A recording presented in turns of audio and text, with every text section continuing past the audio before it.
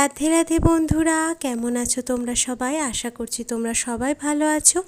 আজকে আমার গোপু সোনার দুপুরের ভোগে ছিল আলু দিয়ে বিরিয়ানি, সয়াবিনের কোপ্তা আর সয়াবিন কিমা। সয়াবিনের কোপ্তাটাকেই আমি একটু ভেজে নিয়েছিলাম, দিয়ে সেটাকেই একটুখানি স্ম্যাশ করে নিয়ে দই দিয়ে একটা কিমা মতন বানিয়েছিলাম।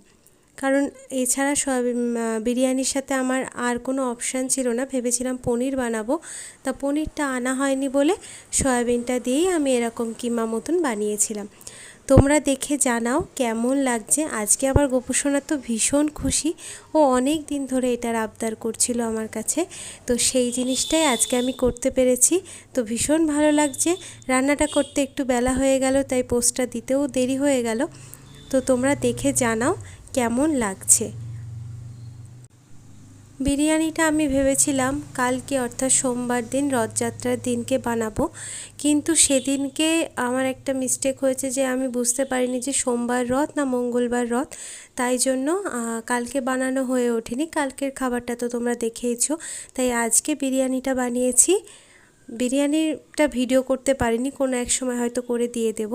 তোমরা সবাই ভালো থেকো। Radhe Radhe, thanks for watching.